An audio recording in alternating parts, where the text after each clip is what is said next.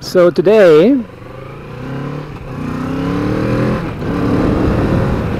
I would like to talk about what a scientific theory is and how it differs from we commonly think of a theory.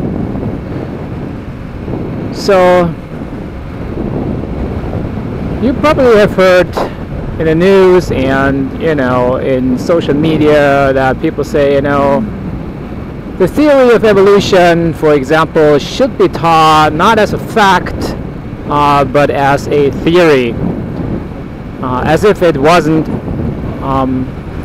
That actually came from one of the esteemed members of our current government.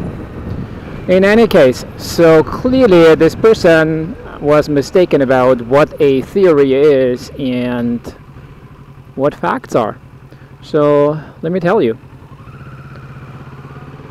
Okay, so in the common language we use the term theory very differently from scientists who talk about their theories.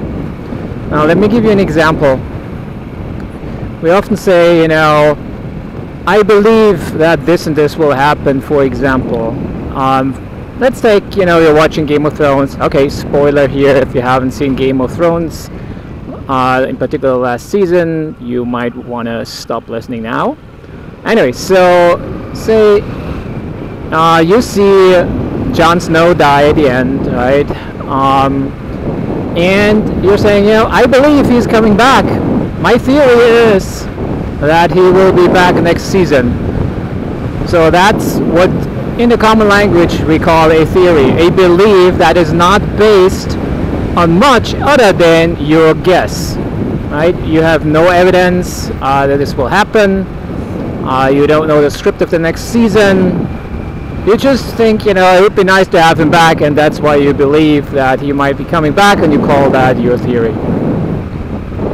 Now that is very different from a scientific theory. When scientists come up with theories, they mean something very, very different. So, what is it? Well, a scientific theory is something that explains facts that we know exist. So, for example, if scientists do experiments, they see their data. The data are the facts about what's going on. So, for example, you're measuring, the pH of the water, and those pH measurements are your data points. Those are the facts. The water has that particular pH. That's the fact. Now, if you then follow the pH over a longer time and you see that the pH is dropping, so it gets more acidic, for example, you can come up with an explanation of why this is.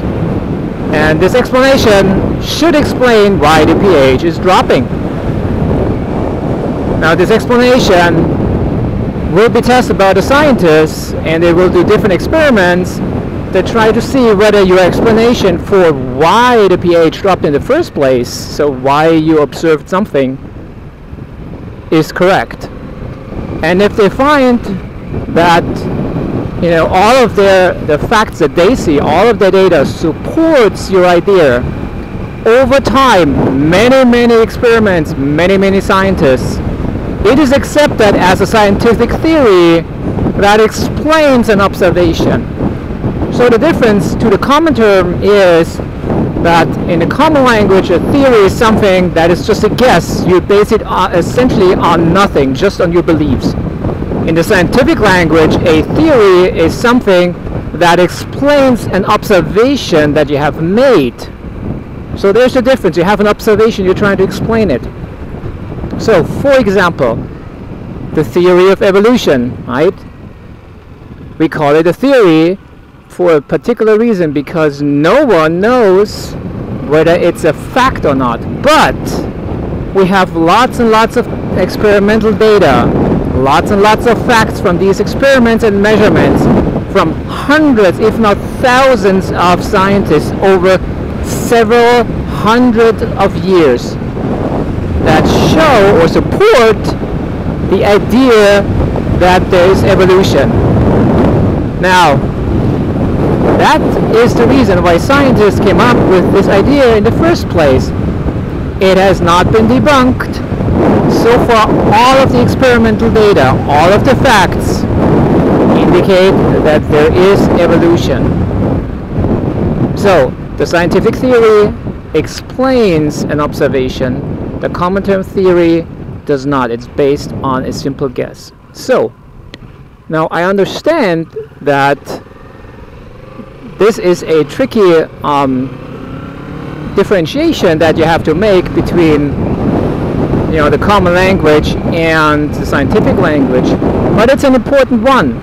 You have to understand that what you typically use in your everyday language might not be the same meaning as scientists have when they talk about a theory. So, to summarize, if someone tells you, evolution is just a theory, that sounds like it has not been supported. It's just a wild guess because they're using the common language or common use of that term. But in reality, hundreds and thousands of experiments, hundreds and thousands of scientists have conducted experiments and made observations that support the idea that there is evolution, and that's what makes it a theory. I can give you another explanation or another example. The theory of gravity. Back then, people made observations. Let's take Newton, if you believe in that type of story. Newton sits under his tree and the apple falls, right? So he looks at the apple and he's like, why does this thing fall down? He made an observation, and you can make that observation nowadays too, right? Take an apple, it will fall. Take anything, it will fall down to the ground as long as you're on planet Earth. So he was like, okay, there must be something between the Earth and the apple that, attracts it. And he called that a force. He called it the gravity. Now, that is a theory. He doesn't know that there is actual gravity or force between those two. But that idea explains a lot of observations, not just the apple. It explains everything that falls down. Alright, it's still used today. It's a valid theory. It works very well. We can explain, the movement of the planets. We can explain the movement of the moon around the Earth. We can explain all kinds of things on planet Earth that have to do with gravity with it. But at the same time, scientists know that theories might not be final. We might be wrong in our ideas why things happen, why we make those observations. And so we embrace that idea. We embrace the idea that we might be wrong. In fact, that's what science is all about. Others after us come and try to come up with better explanations that still explain the observations. So to stay with the example, Newton, right, and gravity. Well, we know these days that there is no such thing as a force between objects. Einstein came around, right, and made some observations that, did not fit Newton's model, Newton's idea of gravity. So he came up with his own idea, a better idea to explain gravity. And nowadays, we understand gravity less as a force, but more as a bend in space-time continuum. So, and we also know, again, now we have this theory about this, right? It's scientifically proven many, many times. It explains the observations really well. So we use it. It works. We know at the same time that we might not be entirely right. And if you're interested in why we might not be, please talk to a quantum physicist. They know that on very small scales, Einstein's relativity theory does not apply. So we do know that there's more behind this. At the same time, it's the best model that we have at this point. So, what does this mean now? A scientific theory is something that has been proven over and over again. It's been supported by many, many experiments, by many, many scientists. In the common language, in the common use of the term theory, a theory is just a guess that you do based on nothing. So, that's a difference, and you should be aware of that difference. And you know, if a scientist tells you about a theory, they actually mean that this is a valid thing. It's been supported many, many times.